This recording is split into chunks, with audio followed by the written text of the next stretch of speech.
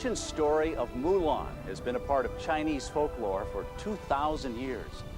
Chinese poets first immortalized the tale around 420 A.D.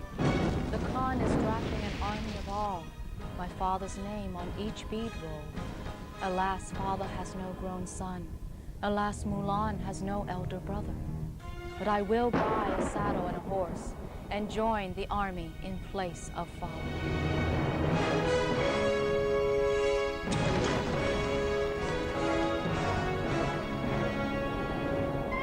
It is an epic tale woven from the tapestry of ancient Chinese folklore. It's a story about tradition, family, and honor, and selfless acts of courage. And now, after 2,000 years, the ancient legend of a young woman named Mulan comes to life.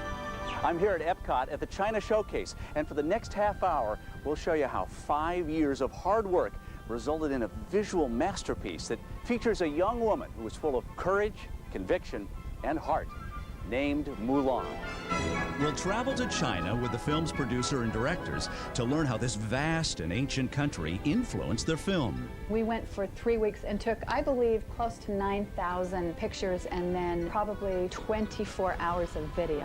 We'll drop in on some of the gifted artists who breathed life into a legend. You don't meet a girl like that every dynasty. But one of the things that came out rather early on in the story development was Mulan's sense of humor. Ich bin der Kraftvolle, der Wunderbare, der gigantische Muschu. In the case of someone like Otto in Germany, he was a very specific talent and a comedian that we thought could play that role, and it was very successful. The people love him in Germany, and therefore, because they love him, like we love Eddie Murphy here, they could adapt Otto's humor to that character, and it worked extremely well. Wie war das? Da geht mein Baby nun hin und wirft sich in den Kampf. As with Mulan, as with Hercules, as with Hunchback of Notre Dame, the most difficult thing is to bring something that really originated in a different culture, take Disney's version of it and bringing it back to their culture. So bringing a story which is basically on Chinese folklore and taking it back to China is something which we want to make sure we get right.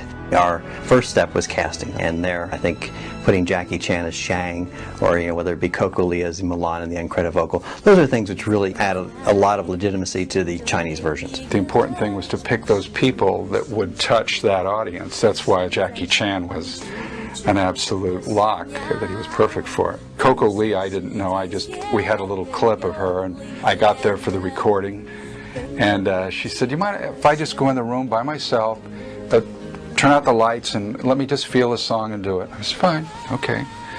So I just sat back, and she started to sing, and I thought, oh my God, what a voice. Great. And she was perfect.